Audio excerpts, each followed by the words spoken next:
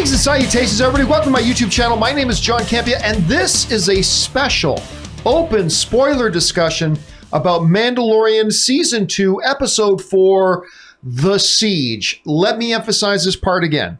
This is a fully open, spoiler-filled discussion. If you have not yet seen The Mandalorian Season 2, Episode 4, also known as The Siege, and you care about spoilers, then I would highly recommend you just favorite this video and come back and watch it another time, because we're going to talk about all things. And when I say we, I mean, of course, myself and two others in the room. Joining me, first of all, is Ann Campea and Baby Yoda. Hi, everyone. Does Baby Yoda have anything to say? Perhaps.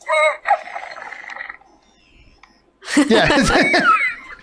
Then Baby Yoda, of course, Baby Yoda's joining us again today. And guys, it's good to have you here with us today as we talk about a whole bunch of things regarding this episode of Mandalorian. So here's what we're going to do. Ann and I are going to start. He's still talking. Ann and I are going to start about our impressions about this week's episode. And then we're just going to go over and really spend the majority of today's broadcast just taking your comments about this week's episode. So, he's still going. So here we are. Time about Mandalorian. I've already lost control of the show. I've already completely lost control of the show. I'm actually going to fix Ann's camera here for a second. Hold on. As the baby continues to speak. The baby just continues to speak. He has a lot to say. Many things to say, much like the woman who's holding him in his lap. Always many things to say. Did I just go too far? Did I push it too far? I may have pushed it too far. Maybe not? Okay. Anyway, so let's start off with this, guys. So we start off with him having to go back to Navarro, which is rather convenient considering how big the universe and everything is. It's just, oh, the closest place happens to Navarro. That's fine. And by the way, just to get this out of the way, I love the episode. It's not my favorite of the season yet so far, but I loved the episode. The episode was really, really good. And so anyway, ends up over on Navarro. And of course, he runs into, Cara Dune and Grief. He runs into Carl Weathers and Gina Carano. They're there again, and apparently they've made a lot of progress on this town. The one thing this show doesn't do is give us a real sense of passage of time, because in some ways it feels like Mando's been gone from that planet for maybe a week, but it could very well be that it's been several months since he's been there. But regardless, in a very short amount of time, they've whipped that city into shape. And again, this episode follows the same formula that the entire season has, which is great for me because I've kept saying the journey is the story, right? So this whole season has been about, every episode is Mando arrives at a place. He needs either information or something from somebody there. That person agrees to give it to him, but they need Mando's help first. Mando helps them with that thing, and then he either gets the thing or the information from them that he was looking for and gets pointed in the next direction that he needs to go on the journey. That's been every episode, but that's because the journey is the story. And Ann, one of the things I was saying earlier today was that it feels, and we've brought this up before, it feels a lot like a D&D game. Like when we're because you've got to get to this enchanted forest. It's going to take you 6 days. We stop along the way, and there are adventures in the woods and whatever along the way, or when I'm playing my Star Wars role-playing game. And so it feels really great that way. They end up at a military base, which I got to say, really? You have this imperial military base that has guards patrolling inside, even though nobody's there. You have stormtrooper guards patrolling, but nobody's watching the front door.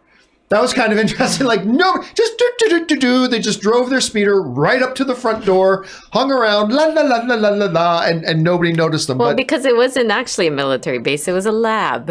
Yeah, but it was being heavily guarded inside. Like they had patrols, and nobody's watching the outside. Maybe they thought they were hidden enough, location-wise. I don't know. It's a pretty big building, but it isn't a cavern, so I'll give it that. They get inside. Of course, they come across the lab.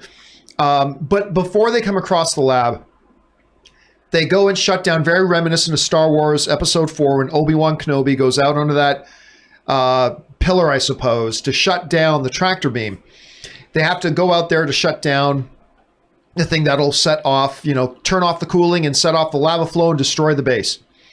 And Gil Guy says the most self-aware Star Wars line you can possibly say. There's not even any handrails, which I almost choked in glee when I heard him say that for the first time, because it's like, there's at least been 2 or 3 instances in Star Wars where it's like, why are there no handrails? Why are there no guardrails there? Anyway, so that was like, you got a control panel with this little thin walkway and no handrails. And I'm so glad that he said that. Favorite line in Mandalorian so far. I thought that was absolutely awesome. Then, of course, they go into the lab. Look, I don't think I'm being crazy in saying it looked a lot like Snoke. I mean, if you look at the head, he's got that same cut ridge down there, and they played a little bit of that Snoke music. So I'm just assuming that's Snoke. So they do that whole thing. Then the Dark Troopers become a part of it, like right near the end of the thing. They've got Dark Troopers. There's like, oh my gosh, they're bringing Dark Troopers into canon, which are basically completely android stormtroopers, but they're super elite. They've been used in Legends stuff before, but now apparently they're bringing them into canon. So that's pretty cool. The spy gets a tracker onto the Razor Crest, and there was so much stuff that happened. So let me ask you, what were your impressions of the episode overall, and what were some of the highlights too of the episode? Yeah, I'm actually surprised that this is not one of your favorite episodes. I actually think this, as the series goes on, it's up there. It's just not like my favorite of the season, but it's up there. I really loved it. Okay. Yeah, I think every episode gets better and better. Like every episode I finish it, and I'm thinking, wow, this is my favorite episode of the season so far. And I felt that way after watching this one. I think, again, the pace was great because I feel like there was a lot of story and a lot of progression of story and a lot of reveals that typically might happen over like a course of a few episodes. And this was just very well put together in terms of the pace and what information we were able to get as viewers. I think there's a lot of stuff that happened, to your point, in this short episode, that you often feel like you're watching like something that's an hour long and you realize it's only been half an hour or something like that. And that's happened in a couple of episodes this season. Yeah.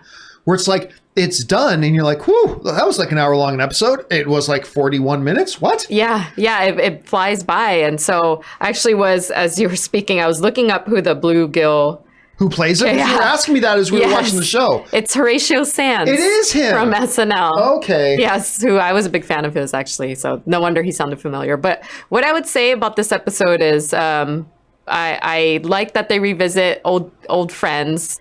I think in last week's kind of conversation, we talked about his ship, the Razor Crest being a big problem, the fact that it was so fucked up from the last episode, right? And they barely fixed it. So I figured that would be the catalyst for what was going to steer them in their next location for this episode. It's nice to see them back in Navarro and see all the changes that have happened since they left. And I think the one thing that's interesting to me is he continues to be a lot more hands-off with Baby Yoda. I know we talked about this before. The relationship, you can tell, is growing between Mando and Baby Yoda. They're getting closer. There's a lot more of that kind of father-child relationship happening. Even in that first scene where he's trying to coach Baby Yoda how to do the wiring in the ship. But I think there's also this level of trust that they've grown together in their relationship where Mando now feels comfortable leaving Baby Yoda with people he trusts, or he's got the trust of some people and he's leaving Baby Yoda wherever. And I think part of me feels like Baby Yoda can fend for himself, but at the same time, it still makes you nervous watching the episode, knowing that Baby Yoda is just in this room with all these other kids, very, very vulnerable. So when that instance comes out that they realize that footage, the footage of, I don't know what that character's name is. Scientist. The scientist was only 3 days old. That kind of shocked me. I was like, oh shit, he's got to get back to Baby Yoda right now. This could be a trap right now. He's got to go. I forgot that they assumed Gideon was dead. Yes. I had totally forgotten about that. Oh yeah, they think he's dead. So that was a nice reminder about that. Yeah. Can I say to you, you're bringing up Baby Yoda. Yep. Throughout this season, they have been continuously, in season 1, they gave Baby Yoda, look, Baby Yoda's main characteristic in season 1 was, it's just so adorable, right? In this season, I feel like they've really been giving him more of a personality. We're seeing more and more personality. And like nowhere was that more clear than in the classroom. Yeah. With the, what do you call those biscuits that he had? The macarons. Macaroons? Yeah. Like, okay, what was adorable, first of all, he's staring at the kid and is like, holds out his hand like, gimme. It's like, no. And so he just takes him. He's like, and he's just looking at him as he's eating them. Yeah, that's right. And he's just like eating things, which I thought was amazing. And for the first time when they're flying in the Razor Crest at the end in that dogfight with the TIE fighter, which was great, he's sitting in the chair as if he's in a ride in Disney. He's got his arms up in the air. Yeah. And then he pukes, which is like adorable. Yeah.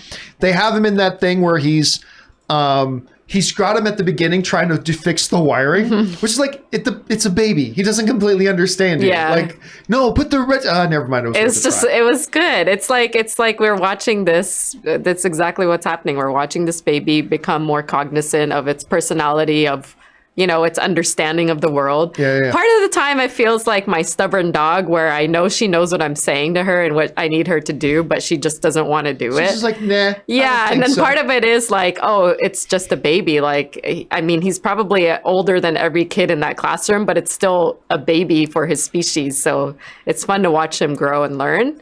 But you brought up, I love the action in the show too. Yeah, like it was a good action episode. I love seeing the speeder bikes like go down that like cliff. It was really well shot. You know what's funny? You mentioned the speeder bikes. Is that once again highlighting stormtroopers can't hit anything. Yeah. Right. But they know, like, what do they do? Spend 8 hours in speeder bike riding class and 15 minutes in target practice?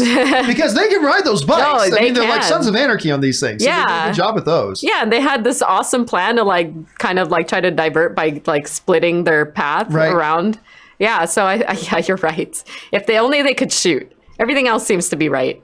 Can I mention now the one thing? About an hour ago, Anne decided to pop on the episode again just to refresh. And I sat down with her for a few minutes, and there was a line in it that I totally missed the first time through. And that's in the transmission of the scientist that he's sending to Moff Gideon. And he's talking about they're trying to inject the blood into the subjects, which is, I'm guessing, the clone bodies.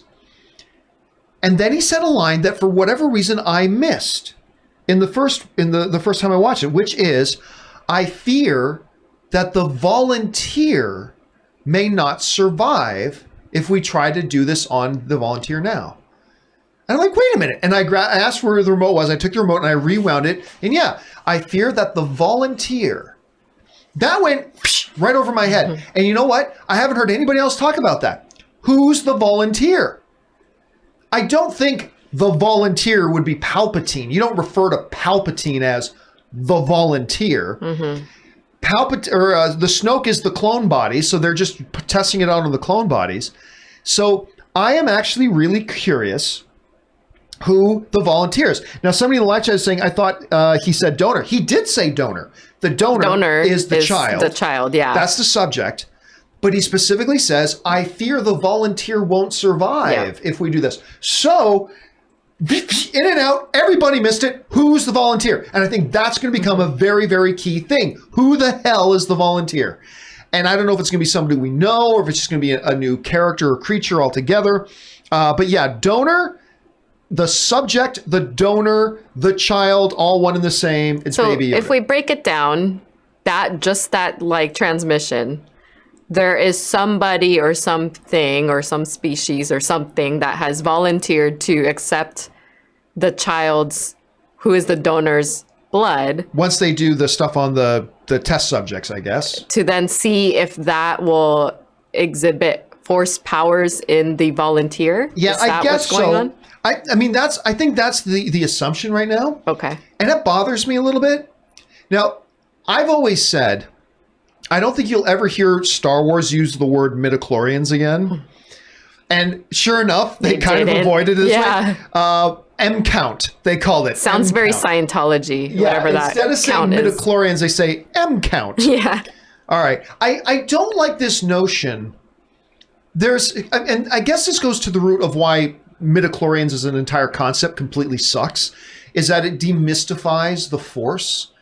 And it feels like this, and I'm not going to jump to conclusions because maybe this isn't what they're doing. What I fear they're doing is making it so, oh yeah, Force, I mean, you can just, extract blood from one, give it to somebody else. You can actually buy the Force. Yeah. You can, it's the Force is a commodity. You can just, take a little needle, take a shot. It's like a steroid. You're good. Like, so I hope they don't continue to demystify the Force. There's something about the mystery of the Force and all that kind of stuff, right? That really makes it stand out to me. Yeah, I agree. So, and again, I don't know that that's the way they're going. Mm-hmm. I'm just a little bit worried about that.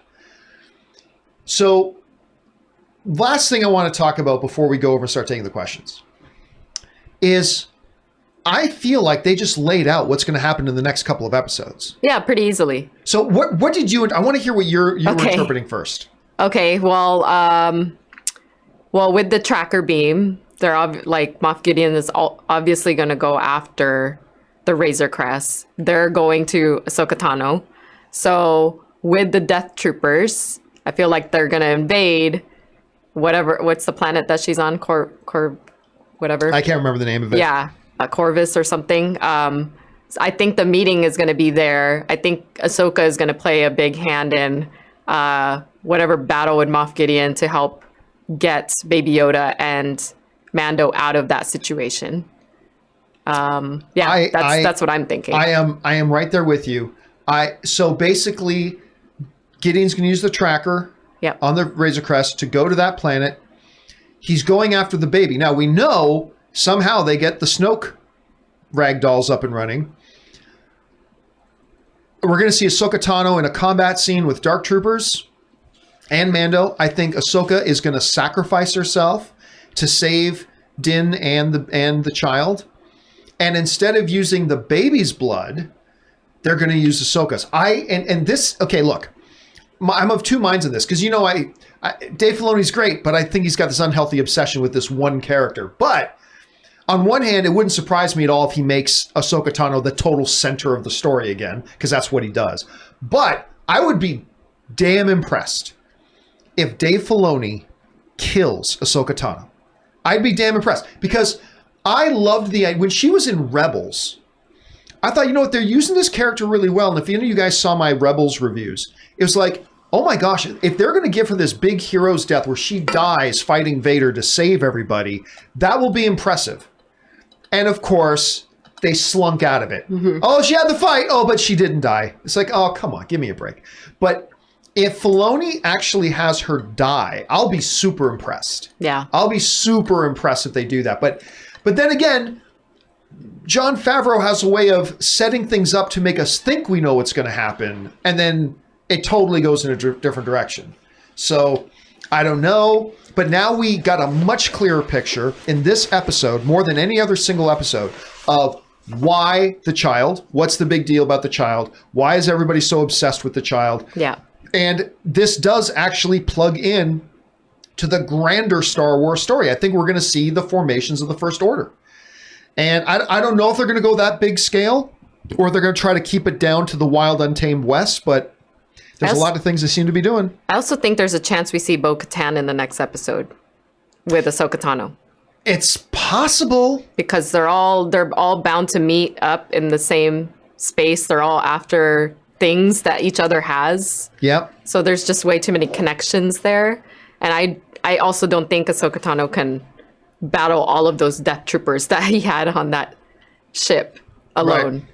I mean, she's got to have some backup. Yeah, not just Mando. And we know, I mean, like Bo-Katan, she's got a mad on for Gideon. Mm-hmm. She wants that Darksaber back. So you might be right. We could see a little bit of a coalesce, but which still then leaves 3 more episodes after that. I know. So where do they go? But now, I think we now have seen everything that has been in the trailer.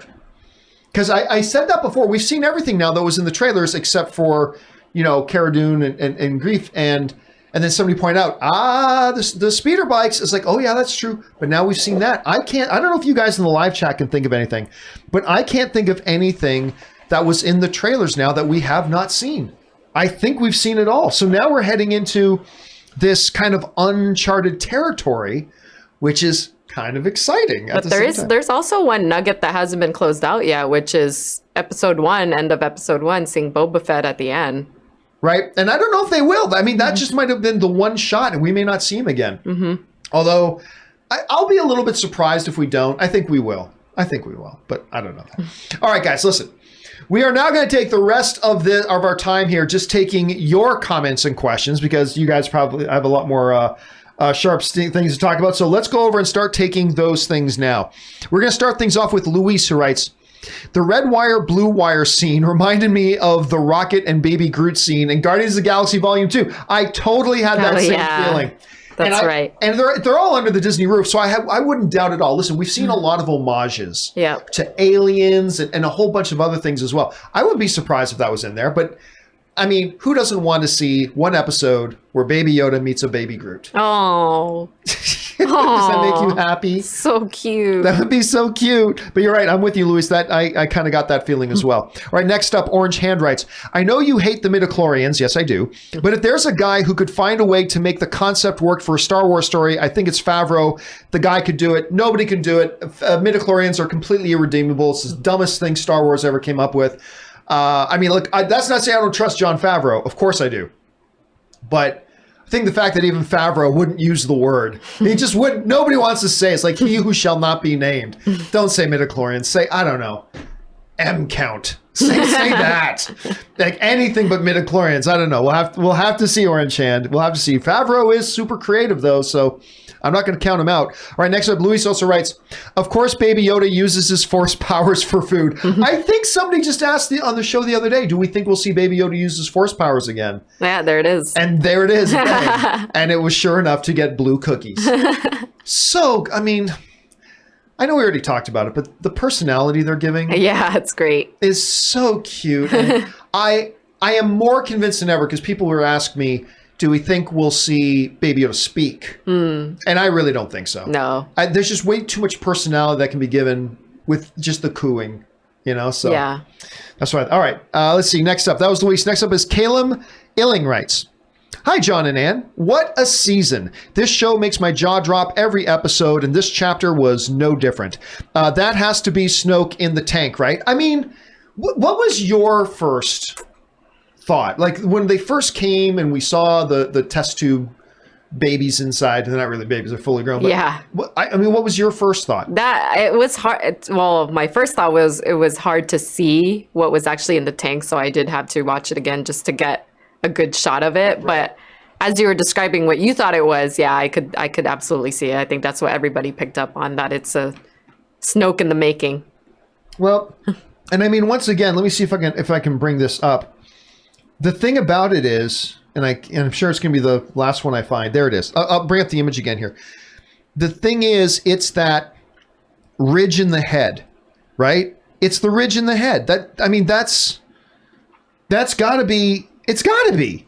Let me see if I can get this any bigger. I'm gonna try. Ooh, I can get it bigger. Let me see.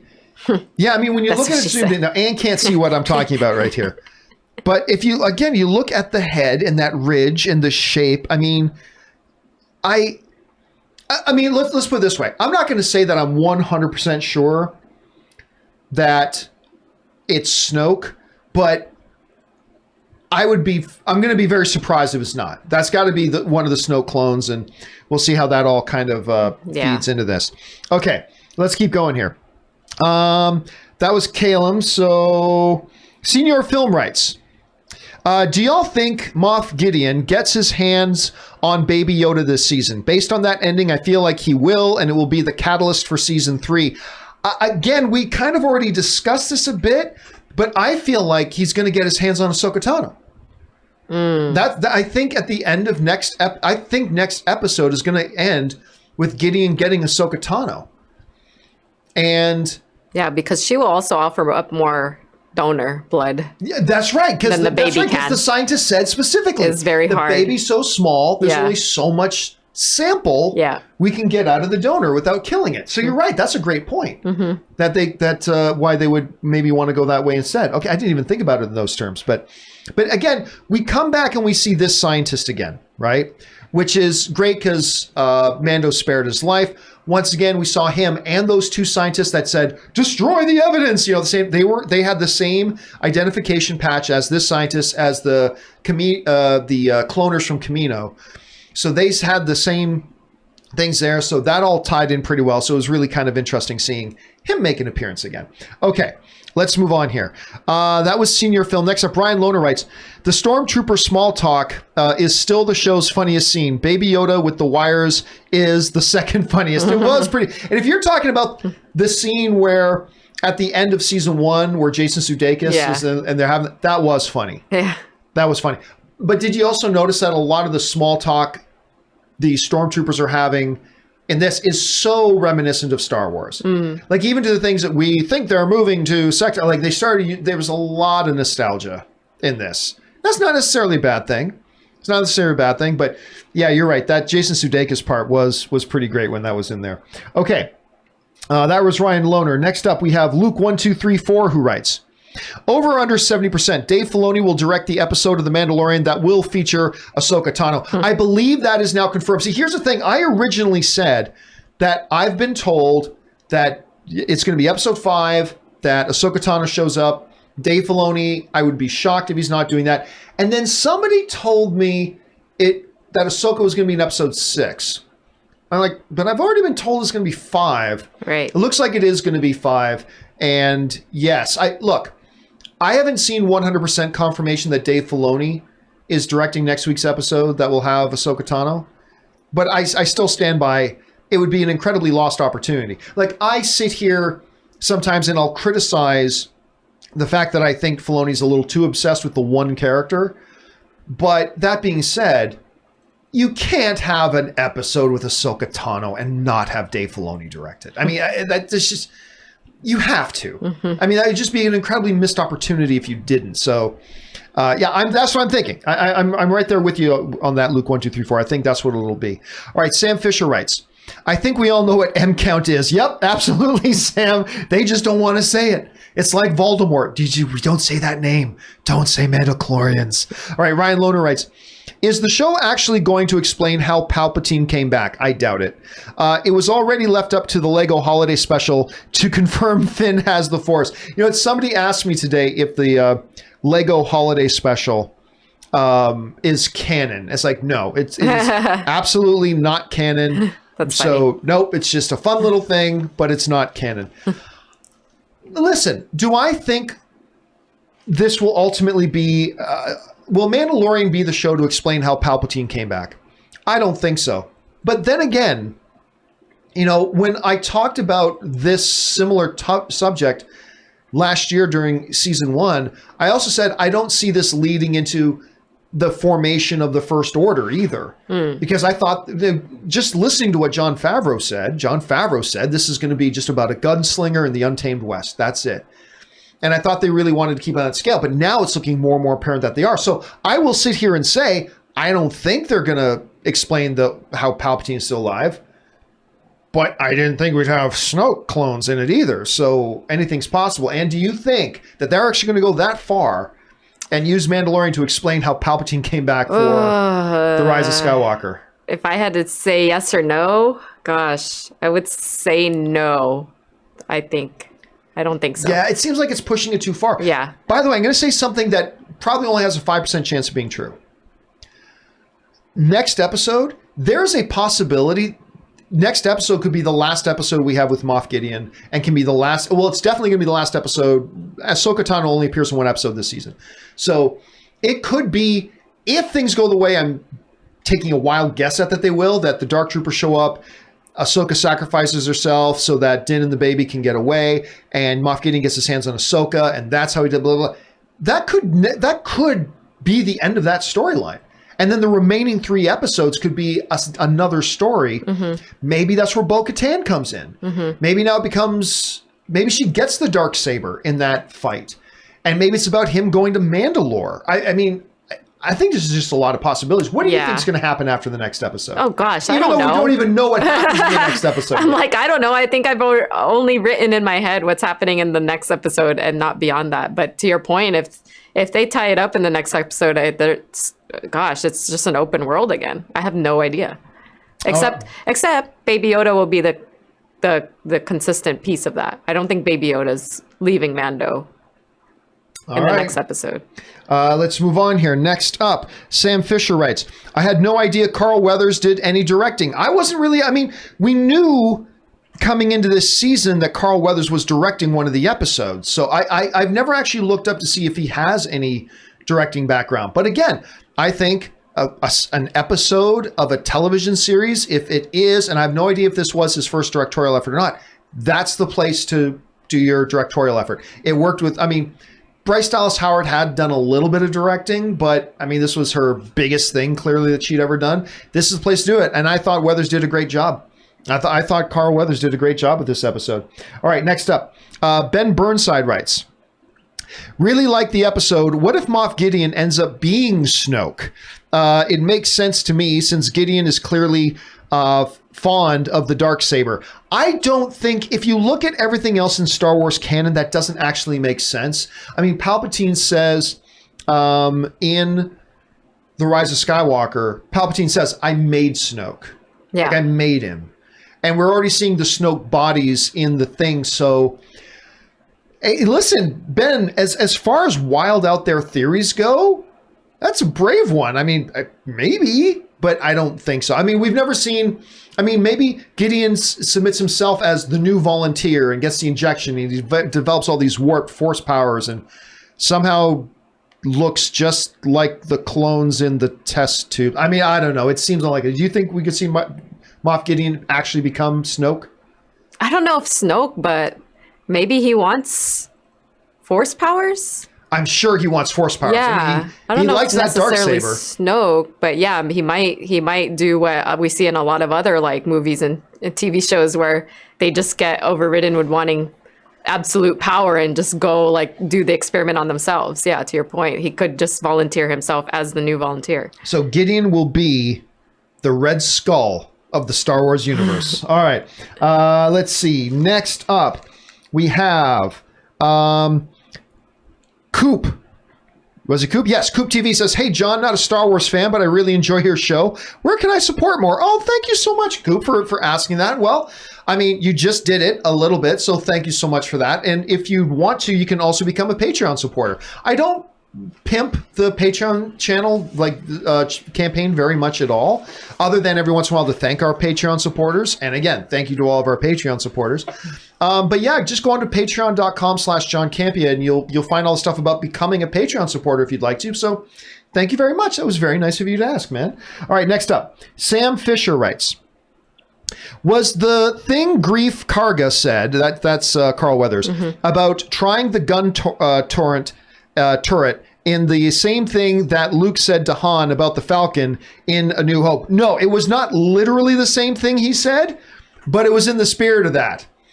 It's like, you miss him. Yeah, try it. So that conversation happened in A New Hope, but it wasn't word for word. Was it a little bit of a callback? I think so. They also did it a little bit in the sequel trilogy too. There was a little thing of that in the sequel trilogy as well. But yeah, I absolutely think that was a little bit of a callback. They didn't do it word for word, but I do think it was a little bit of a callback. I think that's a good catch, Sam. All right, next up, James LH writes, greetings, Campeas. For this midnight UK time get together. Oh, wow, it's late where you are. Thanks for joining us. Last week, I said we hadn't seen the speeder bikes from the trailer. Well, we have now. Great chase sequence. Next episode will be unseen footage. And that's kind of the exciting thing here is that when you see the trailers, you're always looking, whether it's consciously or subconsciously, you're looking for when that moment from the trailer is going to come. It's like, oh, we're on this world now. So that means this moment in the trailer should be popping up here anytime now. And now we're in completely uncharted territories. And who knows what they're going to do? And who knows where they're going to go? We now have run out of signposts. And so I was had a little Twitter exchange with somebody I know about that was saying, I guess there's some people out there who feel like this kind of a ripoff. Now, why didn't you show us more in the trailer so we have a sense of where the story's going? But I think the trailers did their job. They got us excited about the season, and now we've seen everything there is. But I don't know. Do you think they should have shown us more in the trailers of things that are going to happen in episodes 5, 6, 7, and 8? Or are you kind of glad we're heading into the unknown right now? I'm so glad we're heading into the unknown. I don't observe trailers probably like the rest of you who can figure out every detail and understand and put the narrative together just from like 2 minutes of footage. I am a very, very average trailer watcher in that I love like feeling what the trailer is supposed to make you feel. And then I kind of just forget about it before even the season starts because I just want to watch everything with fresh eyes and like no expectations. So I love the fact that we have no idea what's going to happen in the next episode. We just have an inkling just because we know Ahsoka Tano's going to be in it. But other than that, I'm like happy that we don't know. I don't know how you feel about it. Yeah, no, I'm with you. I think if the trailers hadn't done a good enough job to get me invested in the show before it started, then maybe. But the trailers did a good job to me of getting, again, I always say this, the job of a trailer is to take your enthusiasm level, no matter how high or how low it is, and bump it up a couple of notches. The trailer did it. And if you can do that and still not show us anything, like the trailer was brilliant because not only did it get us a little more excited, it also basically told us this is the story for this season. And I think that's what a trailer has to do. You have to give us a basic idea, but what's the general idea of the story? The trailer did it. It got us excited about it, and it managed to do it by only showing us stuff up and until episode 4. And now we get to head into episode 5, 6, 7, and 8 completely clean. Mm-hmm. And that's great when you can literally get the best of both worlds. When you can get the best of both worlds, it is really great for you to do it. Anyway, okay, let's move on here. Next up, we have, who was it? That was James LH. Thanks for that, James. Next up, we have Sam Fisher who writes, did you lose anyone on Alderaan? The entire effing planet exploded. Of course she lost everyone. Also, nice shout out to Coruscant. Actually, Coruscant and the new homeworld that was in the sequel trilogy. But in Mr. Kim's defense for asking if she lost anyone. Mr. Kim. Remember, for all he knows, like she was off-world. Maybe her whole family was off-world. Right? Like maybe, yeah, her and her whole family, like maybe they migrated from Alderaan to somewhere else, like 6 months before Alderaan was destroyed, or maybe this or that. So for him, I don't think it was an unreasonable, I mean, I get it. Yes, the planet blew up, but we are living in Star Wars where people can leave the planet anytime they want. So I don't think it was, like, Sam, a completely irrational question, but I won't lie, that kind of thought went through my head too at the same time. By the way, Anne, Mr. Kim was back. I know. Did we not say when they showed up in, what was it, episode 2? Yeah, when they showed up in episode 2, when Mr. Kim and Dave Filoni as the X-Wing pilots showed up in episode 2, I said, we haven't seen the last of them. I think they're going to become a recurring thing. Yeah. And boom, he shows up here. And again, I don't think that was the last we're going to see of him. I think we're going to see him again. Whether he's going to be part of that cavalry that comes in next week with Bo-Katan and everybody to come and help Mando and Ahsoka Tano, whatever. I mean, I don't know. Yeah. But whether it's that episode, I think we'll see him at least one more time. Plus, I don't know if he was in cosplay or what, but I thought I saw online he was in a different costume. He is, you did, because Paul Lee, is actually a certified member of the 501st. Oh, okay. Yeah, he's actually a member of the 501. Yeah. Wow, so amazing. He's got lots of costumes. As a matter of fact, I wouldn't be shocked to find out if that X-Wing pilot suit he's wearing in the show, I won't be surprised to find out if it's actually his. That's amazing. Yeah. This is a dream come true for him then. Oh my gosh, he must be geeking out so much. So cute. And you know what? I got to admit, I was thinking too, it's like, are you a little old to be an X-Wing pilot?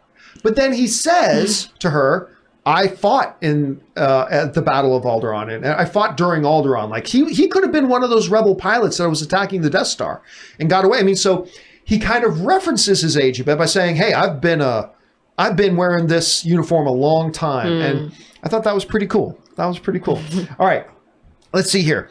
Ben Burnside writes, the $1 billion question. When do you think Boba Fett will pop up again? Honestly, he could be the pivotal part of episodes 6, 7, and 8, because I don't think we're going to see him in 5. He could be the total central figure with Mando in episodes 6, 7, and 8. I have a feeling, and I do not know. I have a feeling we don't see him again this season. Okay. I have a feeling we don't see him again. What do you think? I do. I feel like you'll see him. Where? I don't know. Like, where do you think he'll pop up, or at what point? I honestly have no idea. Maybe he's also in line for the blood bank to get force powers. Force powers blood bank, everybody. I don't know. Hey, I'll see what them Jedi can do. I want me some of that M count. Can I increase my M count, please? I don't know, but I don't know. I just feel like it's so odd that he came in so early for 2 seconds and then we don't see him again. But I could be wrong. All right, let's move on here. Next up, we have Ben Burnside again, who writes, I'm starting to get confused. Why did Mando need Boba's armor again? Oh, he didn't need it. Don't be confused. He didn't need Boba Fett's armor. That was Mandalorian armor. And that dude wearing it ain't Mandalorian. And that's a code thing. So it's like give that to me. Like, even when he met Bo-Katan and the other Mandalorians, and they took their helmets off, he's like, demanded you take that. Like, it's just a code thing. It's not that he needed it. It's that Cobb couldn't have it because you're not Mandalorian. So, but didn't it still have the track? Wasn't he looking for the tracker on it too to use it? I thought he had to have two. I don't know. I don't remember that. Yeah, I thought that was part of it. Sorry, I don't remember now. I can't remember. I can't remember that. Well, anyway, let's move on here. Ben Burnside also writes, is it bad that I was kind of satisfied that baby Yoda puked the chips up in the cockpit? Serves him right for stealing that kid's chips. At least no more eggs. Well, here's why I liked it. This is why I liked baby Yoda puking. Because I feel like every once in a while, the show needs to remind us it's a baby. And like when you go back to episode 2, season 2, episode 2, when he ate the eggs, it's like, oh, like, why would baby Yoda do that? Blah, blah. It's a baby. He's not thinking on those. He's like, oh, that looks delicious. I'm going to put it in my mouth. I mean, right? I mean, that's basically your life philosophy. I mean, so I mean, and I feel like the show needs to remind us once in a while, it's a baby. Yeah. The baby's went, and he puked. I mean, and then I love Mando's reaction. I got a situation. I know. Which I thought was really good. I thought that was good too. Do you think Baby Yoda will play any like actual serious part in like a battle scene or anything? Will he do magic hands in a fight? Yeah. I don't know. I mean, he did it in the midst of a combat scene with the Mudhorn. Yeah. So it's possible. Like, is maybe a Death Trooper or a Dark Trooper about to take out Ahsoka Tano or Din and also magic hands? Maybe. He hasn't really done. He's done it before, so yet in this season. Not in this season. Yeah. Other than the cookies. Mm-hmm. So actually, that's a good question. Well, maybe. I won't be surprised if he does. All right. Next up, Ben Burnside also writes again. It's weird to think that Carl Weathers and Gina Carano don't just have control of a whole town, but after the episode, the entire planet. Yeah, I mean that kind of goes back, though, to the whole thing about Star Wars of really shrinking their planets. Like like we joked about it before, but it feels like almost every planet has one environment. Every planet has one climate. It's either a desert world or a jungle world or a swamp world or an ice world and like, yeah. I mean, at least on Tatooine, there's a whole bunch of different towns and cities and they talk about that. But yes, the fact that they just suddenly felt like, oh, we run the entire planet. It's like, here we are on this side of the planet. On the other side of the planet, there's this base. It's like, really? You're worried about somebody having a base on the other side of the planet? It was a bit much. It was a bit much, but whatever. It's Star Wars. We just kind of let it go. But you're right, man. You're right. Okay, next up. Rock Loopster writes, after watching Kim's Convenience, I'm glad to see Paul Lee return. First of all, Rock, I'm so glad you're watching Kim's Convenience. I cannot wait. Have we heard when the next season of Kim's Convenience is supposed to start airing? I know they started shooting probably a while early ago. next year. Then I'm guessing. I hope so. I'm guessing they've already shot it. Well, didn't we just hear they just started shooting again? Yeah, but I imagine it doesn't take. 12 episodes. That was a few months ago, I think. Yeah, maybe they got through it quick. maybe. Like Simu Liu is now. Well, remember Simu Liu was shooting Shang-Chi, and he finished that a while ago. So I guess, yeah, maybe. Yeah. I hope so, because I am very early next year, I'm guessing. Especially now that you and I have done with Schitt's Creek. Yeah. Which, by the way, I honestly think there's an argument it might be a top 5 greatest show of all time, Schitt's Creek. I can't believe we slept on that show for so many years. But now that we're done Schitt's Creek, I'm really, really in Kim's Convenience Withdrawal. I really hope it comes back. But, okay, this is the other thing, too. It is so weird for me, because I've watched 4 seasons. It's been 4 seasons for Kim's Convenience? Yes.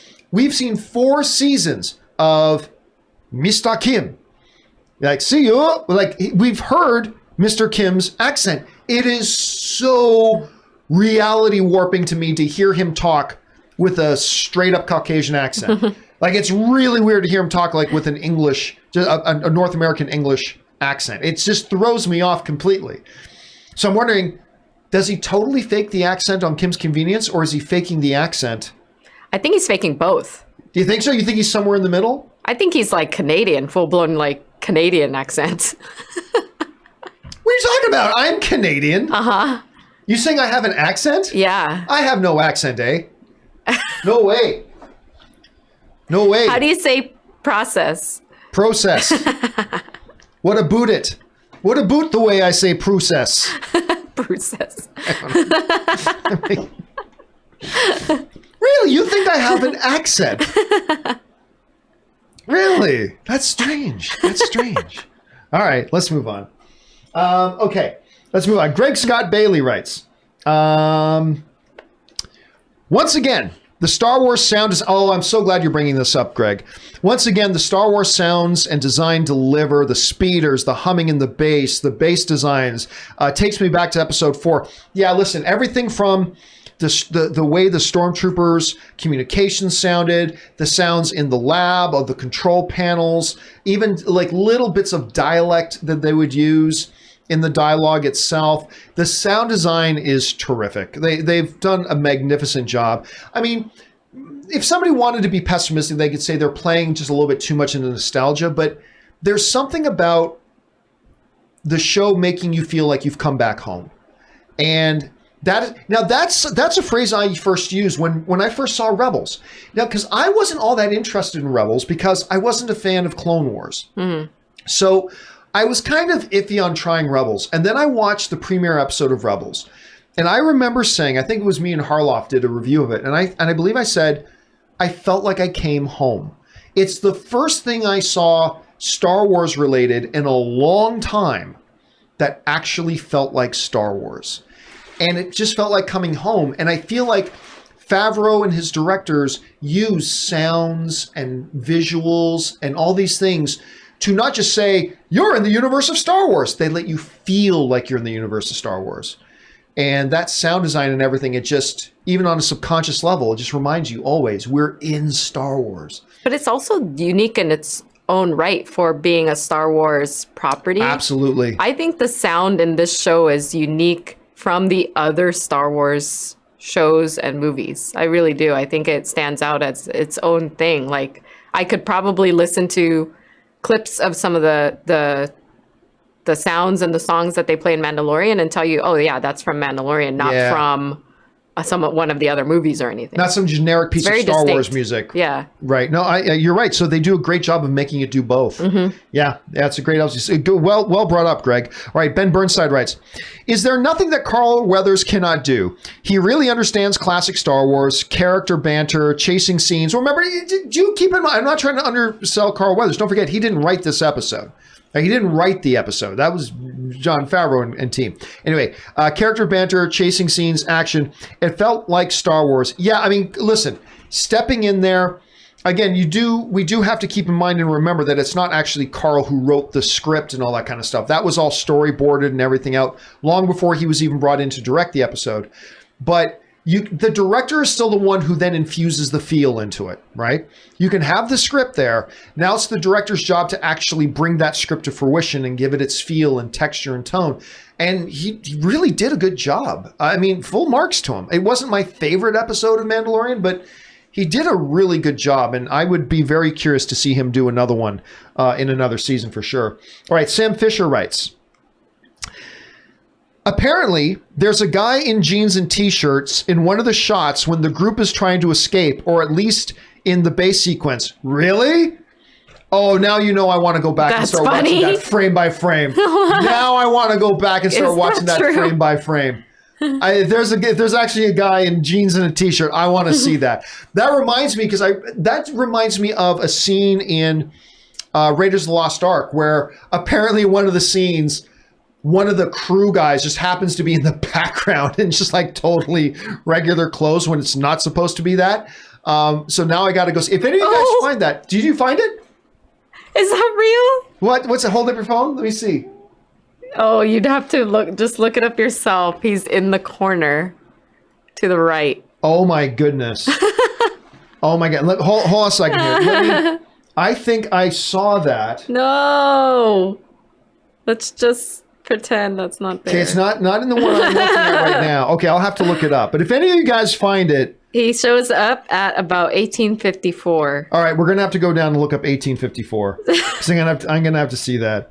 Okay. No. Thank you for giving us the heads up on that, Sam. It's the Game of Thrones Starbucks cup again. It's the Starbucks coffee all over again. Ben Rayner writes, the child with the wires and Mando very similar to Baby Groot and Rocket with Button from Void 2? I'm not quite sure what Void 12 is. Yeah, I'm not quite sure what Void 12 is. Although, you reminded me of something, Ben. You just reminded me of something. You know how there have been a couple of moments in this season, Anne, where it's like, particularly with Baby Yoda, like when he was walking on the ground in episode 2, it's like, everybody says, practical's always better than CGI. No, it's not. Okay? Stop that foolishness. This episode was another good example of that. The opening scene of this episode, when you got those guys who are robbing people and they're down in the Covert's old base where the Mandalorians used to have their base, and Cara Dune shows up and beats them up, and then she meets that little animal. Oh yeah, that one's not that good. Don't tell me practical is always better than CGI. That would have been 50 times better. That little meerkat thing. It was so clearly a practical puppet of some sort that it was completely off-putting. I mean, again, don't get me wrong. I am not anti-practical effects. I'm not at all. But this ridiculous mythy notion of CGI bad, practical good. No, there are very, very clearly many scenarios when CGI would have been much, much, much, much better. And sometimes when practical would be much, much, much better. But I respect Filoni and them really trying to push the practical elements, but don't push it to the point that it actually becomes a distraction to the audience. Because there have been some instances in this season, particularly of Mandalorian, when it's so clearly a puppet and so clearly with this awkward movements and everything, that's so clearly a fake thing, where I think a CGI element would have much served the story better. But anyway, that's a side note. That's a side note I'm going off on. All right, here. Next up, we got Ahmed. And Ahmed writes, I love Baby Yoda, but I am way more invested in the Mando character himself. In last week's episode, I went crazy when Bo-Katan explained the sect from that Mando was from. I can see this show going on after his quest. I agree. The only thing I would say to that, Ahmed, because you're absolutely right.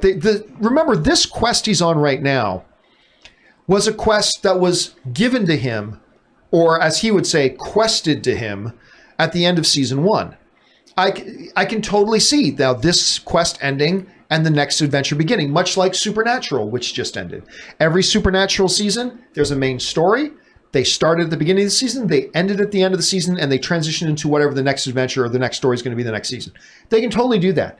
The only thing I would say, though, and Anne, I think you and I talked about this, was that you can't, if this show can go on, but you can't have it go on without Baby Yoda. Like, Baby Yoda's too infused now into this show. I just don't see how they could do this show without that character. I just don't see. Could they? I don't know. Do you see there being a way they could do it? Yes, I do. Really? Because it is really about the Mandalorian. Yeah, I think there could be. I think there could be potential for something more. Will people be as invested in it? I'm not sure, because it seems like it's a relationship that at least I bought into, the relationship between Baby Yoda and Mandalorian. It would be a very different show. It's just that so many people got into Mandalorian after episode 1 aired, and they showed images swept around the internet of Baby Yoda. All of a sudden, all these people who never watched Star Wars before was like, oh, I want to watch that. And so I don't know. It's so ingrained now. It's going to be interesting to see what they can do or can't do. All right. Double Crit writes, fix my ship, toddler.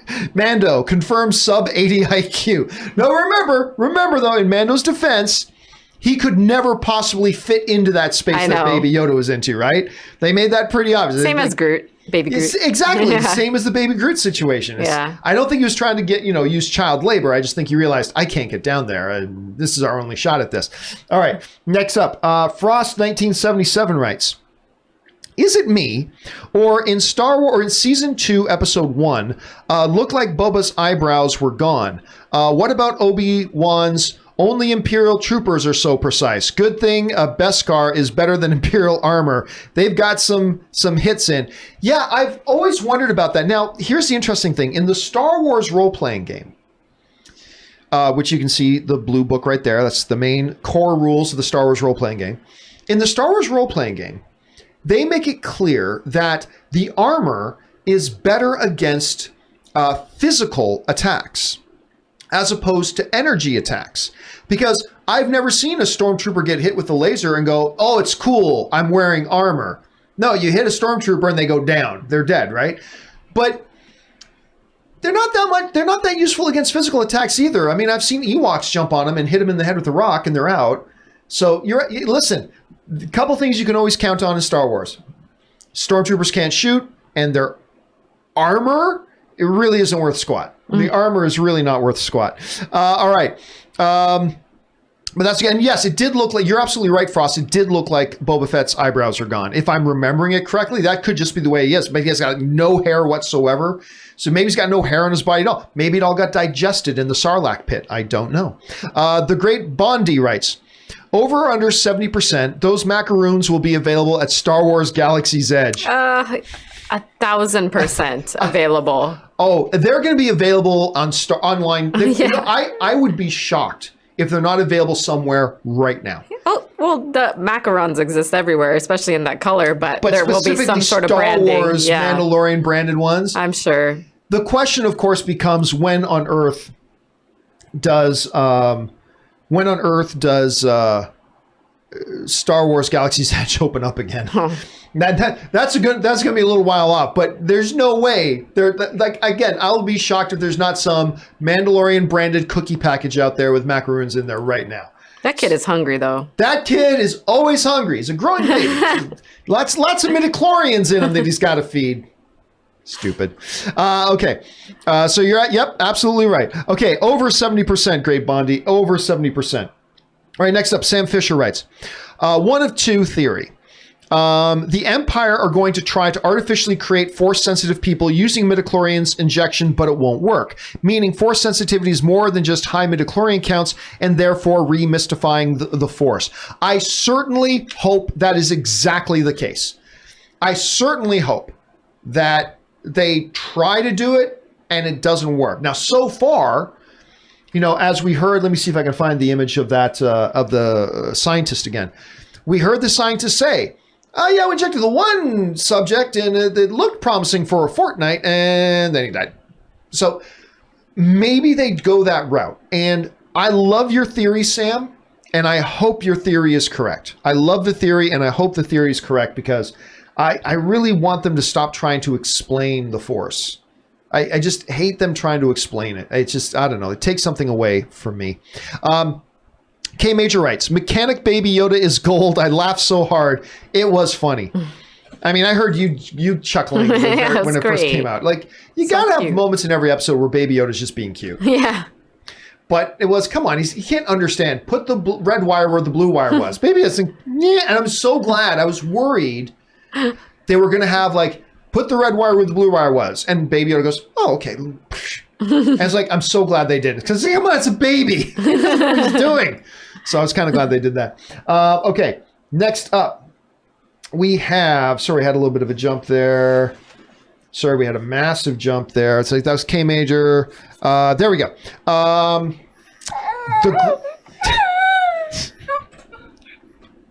Is that the baby again? Yes. Show them the facial. The thing that kills me about it is the facial features. Do that again. Yeah, it's so Amazing. cute. I don't care how many times I see it. It's so adorable. Okay, sorry. Next up. We got the great Bondi again. I don't think they will kill Ahsoka or the child for the blood. The more time they can keep them alive, the more blood they can take. That's actually a very, very good point. Yeah, they won't kill her. And by the way, I believe something in canon said Ahsoka is alive at some point after these events anyway. So maybe there's that. So you might be right. Maybe they just capture her and they explain that she gets away again later. Right. So that's probably a really, really good point, Great Bond. That could be very well what they're going to do. Lucky Dragon writes, is Timothy Zahn obsessed with Thrawn? No, but Timothy Zahn has done lots of other things. That's the thing. Timothy Zahn has written a lot of things. And he was specifically contracted to write a Thrawn book. That was what he was contractually signed on to do. So trying to compare the Dave Filoni to Ahsoka thing to the Timothy Zahn and Thrawn thing is a total straw man argument. I mean, that's a totally non-comparison. So just move on from that. All right. Dark Jedi Knight writes, remember the Star Wars Family Guy episode, Blue Harvest, I think it was called, where the two guys in the Death Star tube complain about Oh, that's right. They did do that. I totally forgot about that. And need to have more cameos from Kim's Convenience Guy. Yep, they absolutely need to have two. Yes, listen, that's why I love the line so much, is because a lot of Star Wars fans understand that has been a running joke. Like everything from, why did the tractor beam panel that Obi-Wan was on, like over a death drop, a shaft with no railings? Why did Han and Kylo Ren have to walk out into the middle of this bridge that for no explicable reason has no guardrails? I mean, that is just the weirdest thing that is always popping up in Star Wars. And yes, they did. You're absolutely right. They did bring that up on Family Guy once. So good for you to remember that. All right. El Marcy 1983 writes, minute 18 and 54 in the back to the left, right below Grief's arm, you see a dude of the production team, era a la Game of Thrones coffee cup, regards from Ecuador. And that was just what you were saying, right? It's the coffee cup scene all over again. Not as bad, but yeah. Not bad as, but I'm definitely going to go and screenshot that. I never noticed those things. I never noticed them either. Yeah. One of the only things I noticed, like of these things, they both actually came from Raiders of the Lost Ark. There's a couple of big gaffes in Raiders of the Lost Ark. For instance, there's the scene in Raiders of the Lost Ark where Marion, she's now in her bar by herself, and Indy just left. He's wondering where's this headpiece. And after he leaves, she's sitting at a table and she reaches into her shirt and pulls out the headpiece attached to a necklace around her neck. So there's a necklace around her neck. She's holding her headpiece, this headpiece. She's looking at it. And then the camera cuts to a different angle. And when it cuts to a different angle, she's still looking at the headpiece, except the chain is no longer around her neck. Mm-hmm. And I remember that was one of the first gaffes I ever picked up. One of the other ones, which is also from Raiders of the Lost Ark, is that when Belloc, when Indy goes to the island where the Nazis are and they have Marion and they have the Ark, and Indy comes up on that cliff with the bazooka and he's like, I'll blow up the Ark. And Belloc goes, go ahead, blow it up and you'll lose history. If you pay attention in that scene, Belloc, there's a fly that lands on Belloc's face. Oh, no. And it crawls into his mouth. Ew. Watch it. And the actor doesn't break at all. The actor doesn't break at all. He doesn't go, oh, blah, blah, blah. Nope, he just keeps going with the scene. It's absolutely amazing. You should go check that out. Okay, sorry. Next up, R. Lee writes, when Grief Karga refused to acknowledge Mando was even on the planet too, that X-Wing officer, I thought that's why Mando let him handle Baby Yoda. He's established his trust. Hope he doesn't break it. Yeah, I mean that they did that in season 1, right? Like they went to war together, in season 1, and they got out of that thing in season 1 together. So I think that was enough. Yeah, I think that's enough. And look, and the thing is, the thing in season 1 that ultimately pitted Carl Weathers and Mandalorian against each other was the fact that one of them broke the code. And it wasn't Carl Weathers that broke the code. So Mando knows that Carl Weathers has a code, whether it's the bounty hunter's code or whatever, he sticks to the code. And if there's a certain code that he has with his friends or whatever, he knows Carl Weathers, hey, he's not going to break his word. Because out of the two of us that did break what we're supposed to do, it was me that did it, not him. So I think that probably feeds into the trust he has for him too. He knows him to be a man of his word. So yeah, that's a great observation, Arlie, though. Excellent observation. Next up, Jim Vessel writes, why is it the Rebel pilots are always overweight? Porkins, Filoni, and Paul Lee's characters, and the ones from Rogue One, Imperials have it together. Well, think about it, Jim. The stormtroopers, they got to run around. They got to carry this like 20-pound armor. And they got to carry these big guns. They got to run through the muck, and they're always marching and running down Imperial hallways in formation going, I heard they're going to Section 23, and they're always running around. A lot of physical activity. What are the pilots doing? They're sitting on their asses in a nice, comfy cockpit chair, eating Doritos. I just thought of the thing I like to eat. Doritos. Just sitting in their cockpits, eating lots of Doritos. They know where it's at. But you're right. The TIE fighter pilots are always in shape because they come from a harsher military. Come from a harsher military, Jim. All right, next up. Tony Paparoni sends in some Russian rubles just to be supportive. Thank you so much, Tony. Guaka Foley writes, hey, John, love the show. Thank you so much. Crazy theory. Boba is the volunteer. Ooh, Dr. Pershing's is the volunteer that Dr. Pershing's referred to. Keep up the great work and tell Anne I love her cosplays. Well, yeah, you're somebody who appreciates your cosplays. Thank you. You actually have an entire Instagram with just your cosplay. Yes. What's the handle again? Anne Cosplays. Anne Cosplays. Go and check that out. Think about it. I thought about it. That is a great theory because look, what was his dad? His dad was a volunteer for the Camino cloners. What? Oh my gosh. Well, people are suspecting like, oh, they're trying to revive a Sith Lord, but it could be as simple as the character we saw in episode 1. Maybe. So has he truly been stranded on Tatooine this whole time? Probably not. So that's really, you know what? I don't know what the likely, I'll give that a solid 25% chance. I'll give that a solid 25% chance. I like the theory. Could explain why he has no hair. And it could, yes, why he has no hair, no eyebrow. I mean, that's actually a really good theory. Oh, by the way, guys, listen, we're running overtime already. So if you have not sent in a comment or question already, please don't send in any more. We're going to finish off the ones that we have here. All right, Sean Shackelford writes, it's just so predictable now. They all feel like filler episodes, except it's the whole thing. So little progress on the main plot. Very frustrating. Again, Sean, my argument to that is you're missing the point. The journey is the story. The overall story, in a lot of shows, the overall story is the point of the show, right? That is the point of the show. That is the driving blood of the show. And then when you deviate from that main story, it feels like a filler episode. Mandalorian has always been constructed to be like one of those classic old Westerns. The journey to get to that end is what the story is. His stopping off on that ice world and the thing with the spiders and meeting those rebel pilots and coming into contact with Frog Lady and all that kind of stuff, that is the story. That's not a departure from the story. That's the story. When he then ends up on, another world, and I forget, who did he come across last week again? There's somebody what was last week's episode again? The Frog Lady? That one? No, that was 2 weeks ago. What was last week? What? Yeah, that was 2 weeks ago. Episode 2 was Frog Lady. Yeah, but then did she reunites with? Oh yeah, that's right. Reunite the Bo-Katan thing, right? Yeah.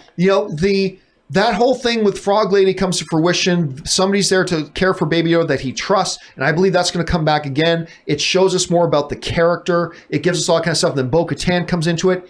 Was that all connected to, in some ways? But all the things in there are the story, and then each one of the individual episodes contribute an element that does further the main story. Every single episode has gotten Mando closer and closer to getting to where he needs to go. You take out one of those episodes and he's not where he is now. So I think that's this big overall thing that a lot of people miss on Mandalorian, is that these episodes, these side adventures, they're not side adventures. They are a self-contained adventure of the week.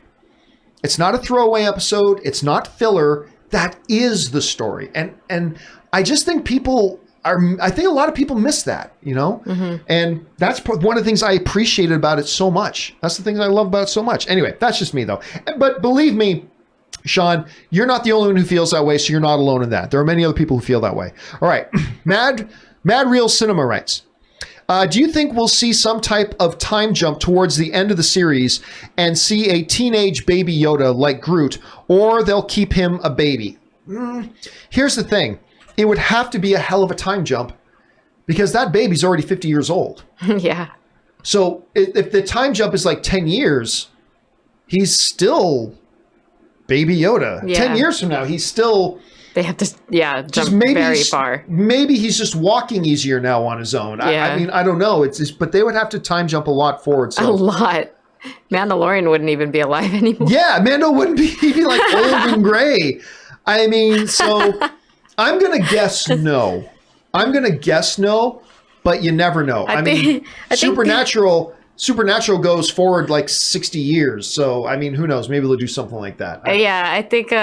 I was going to say, I think Rob put out a tweet that was pretty perfect about, remember, like, all the Star Wars characters don't age at the same rate. So just a reminder. Yep, you got to keep that in mind. Now, that Mad Real Cinema, that doesn't mean that we can't see some sort of jump forward, but like jumping forward far enough that baby Yoda is a teenage Yoda, that's like 100 years. That would literally have to be like 100 years. So I don't know that they'll do that. Richie1138 writes, did you see yes, I did. Did you see the IG-88 statue in the background when Mando, although it's not IG-88, when Mando is going into the school? Nice tribute by Grief and Kara to IG-11, that's right, it's IG-11, for his sacrifice. Yes, if you pay attention as they're going through the town in this episode, in the background, you'll see kind of a statue dedicated to that droid, because he sacrificed himself to save them at the end of season 1. And I thought that was a nice little thing in there. And I kind of like that they didn't draw attention to it. They had it in the background. They made it subtle. I thought they did a really nice job with that, Richie. All right, next up.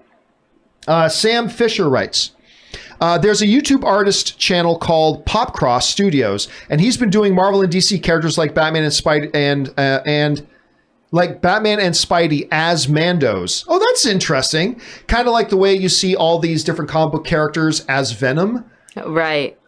Different characters as Mandos. That would actually be a pretty interesting thing. Thanks for pointing that one out, Sam. The Burnett, speaking of Rob, the Burnett work, sending in $20, you cheap bastard. That should be so much more than that, you asshole. Robert Burnett writes in, did you have the Imperial Troop Transport toy with the working sounds when you were a kid? I did not. I had a hell of a lot of Star Wars toys. My mom and dad were very, like, I didn't have a lot of stuff, but when it came to Star Wars toys, they let me get Star Wars toys. They got me a lot of Star Wars toys. I don't recall having that one, though. I don't think I had the Millennium Falcon. I had the Snow Speeder. I had the X-Wing. I had a lot of different stuff. I don't recall having that troop transport, though. I won't be surprised at all, though, if Rob's got it. I won't be surprised at all if Rob actually has that somewhere. Is that the reason why he's asking the question, just to rub it in your face? Yeah, probably. He's probably very specifically doing that to rub in my face. Rob's got a lot of toys and he can completely rub in my face. It's like mocking that he's got it and I don't. All right. Nay writes, I'm still looking forward to Michael Biehn. I totally forgot that Michael Biehn.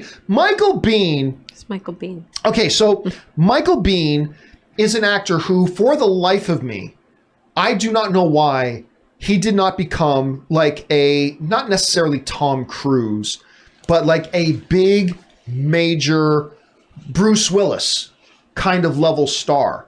He was in Aliens. He was in, I mean, Aliens is the one I think, but he was in Terminator.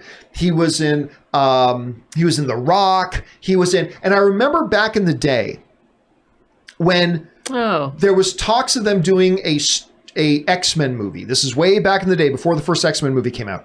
And all the magazines did the fantasy casting. Everyone was like, oh, Michael Biehn is Cyclops. Michael Biehn is Cyclops for sure. Like the only other more popular fantasy casting for that X-Men movie was Patrick Stewart as Professor X, and that's what they ended up doing. But yeah, Michael Biehn, I totally forgot he was going to be in this season. I'm all excited again. That's great. We don't know what character yet, right? I just don't know what character yet. Okay. No, not yet. All right. So I'm right there with you, Nay. All right. Next up, Lucky Dragon writes, then aren't we assuming that it was Filoni's idea to bring Ahsoka into this series? Maybe it was Kennedy or Favreau's idea. No, I doubt it. I doubt it. Because, I mean, if it was Favreau's idea, we would have seen... And again, I'm not in the boardroom. I can't say this with any kind of certainty. I wasn't there. But if it was Filoni's idea or Kennedy's idea, then there's no reason we wouldn't have had it or had her in season 1. No, because Filoni leaves Clone Wars behind. He goes on and does Rebels, which I believe is his superior show. And he has all these great characters that he's made for Rebels. But even in this new show, he's got to bring in Ahsoka and make her the center of attention of everything. So, I mean, no. And the fact that now Filoni's also directing, of course not. No. There's no explaining your way around it. He is completely obsessed with that character. And look, if he wants to be, God bless him. God bless him. I just think he has made many better characters. I just think that Filoni himself has made many better characters than that one. But for some reason to him, it's always got to come back to that one. Whatever it is, what it is. All right. Last one. Tony just sent in more rubles. Thank you so much for that, Tony, to be supportive of the channel. And all right, guys, that'll do it for this episode of our little Mandalorian post-game show, if you will.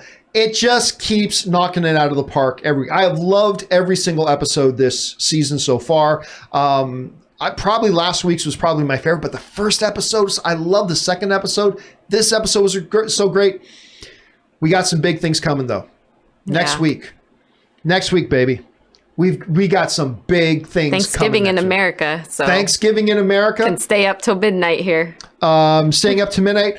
And you know what? By the way, Thanksgiving in America, thanks for reminding me. Just want to let you guys know, for those of you who may not know, I made a little documentary called Movie Trailers, A Love Story. And let me do my shameless plug right now. And for those of you who do not know, it becomes available to stream on November 26th. So next Thursday. So yeah, so settle in, watch Movie Trailers, A Love Story, and then watch Mandalorian Season 2, Episode 5. It is going to be available on Amazon Video in the US, the UK, and a couple of other markets, but it won't be available worldwide on Amazon. It'll be available on Amazon in a couple of markets, but it will be available worldwide on Vimeo On Demand. So if you're in a place... Or maybe you just prefer Vimeo, so go and get it on Vimeo. But if you're in a place where it is not going to be on Amazon, like outside of the US and the UK and a few other territories, then it will be there available for you on Vimeo On Demand. And I'm so excited about you guys checking it out. And I hope you find it as interesting as I did find it when I was making it. So hopefully that'll be for you. And of course, Ann and I will be back again next Friday after what is sure to be a gangbusters episode of Mandalorian. So, Anne, in the meantime, where can people follow you and your adventures online? You can follow me at Ann Campea. Thanks to those who already started following me at Ann Cosplays with my cosplay Instagram. You can find me on Instagram and Twitter.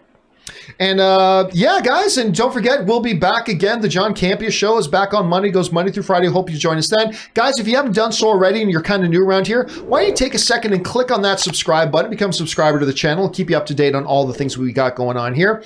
That'll do it for us for now, guys. Thanks so much for being here. My name's John, and until next time, my friends, may the Force be with you.